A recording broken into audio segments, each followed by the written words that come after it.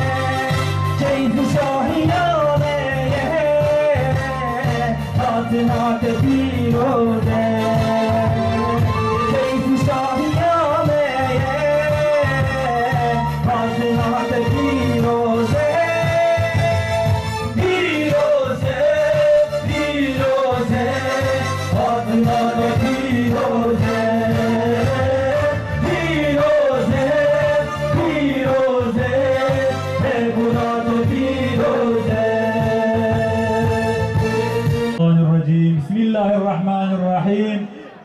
وَمَا آتَاكُمُ الرَّسُولُ فَخُذُوهُ وَمَا نَهَاكُمْ عَنْهُ فَانْتَهُوا صَدَقَ اللّٰهُ الْعَظِيمُ. Untev bixêratin ser û çavar hatinin gelî mêvan û misafirê Pêxember aleyhisselatu vesselam. Em baş bizanibin sebebê komkirina me û civîna me ya li vê derê yek tiştî gelî bira. Hezkirin û eşqa Pêxember aleyhisselatu vesselam. Feqet Pêxemberê me aleyhisselam peygamberekî wer bi wefayî gelî bira. Em qatekî jê hez bikin, ew 10 qat, 100 qat ji me hez dike. Em carekî ber vî herin, ew bi 10 cara, bi 100 cara ber vî me tê. Di hedîsê da dibêje, însanekî ku li min selavata bîne, selavatekî tenî, ez dehalê tînim. İnsanekî dehalê min bîne, ez 107 selavatî lê tînim. Xebera min jê çê dibe, هايا من جيتشيد بكو او انساني اني لسر روحي من سلاواتاتينن اجار قلي برا لبي دري بحزارم سلاوات البيغمبر عليه الصلاة والسلام تينن لقورا في حديثي ام چوا سلاوات عليتينن للروضة مطهرة حبيب خدي جمع خبردار دبه سلاوات ملمفد گرینه اون باش بزانم الكيرو لبي دري ام نبي خدينن چوا ایرو لبي دري رسول خدا دبيرا مدايم لي سلاواتاتينن ایرو بمعنويات اخو بالروحيات اخو نل الروضة مطهرية ایرو لبي دري لما قداري دكي دنگ مدریه علم تماشا دکی گلیبرا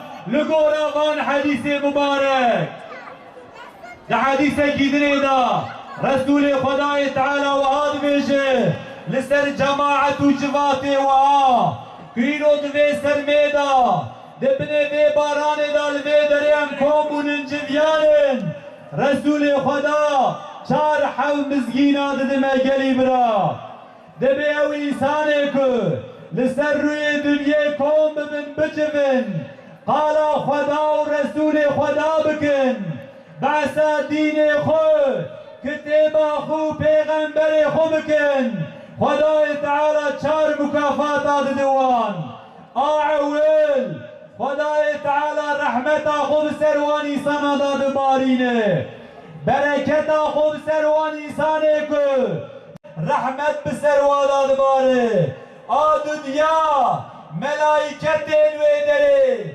لوان ایسانا رودن وان ایسانا حمیز دکن کیفا ملائکتا جوان ایسانا ناراته او جماعت دب جماعتك يجي جماعت ملائكتا آسسيا حضور وسكينة نازل سر قلبي وان إنسان دبه بلا ومصيبات جسر وان إنسان هاني رادبه بلا چارا مسكينة مزن قريبرا وذكرهم الله في من عنده خداي تعالى لجم خو لعرش أعلى قال وان إنسان هذك بعث وان إنسان هذك دبي أي ملائكة من وايل فلان دري لسروي عردي هناك إنسان لابد كون بون جفيان قال ملكن لقورا في حديث هاني كليبرا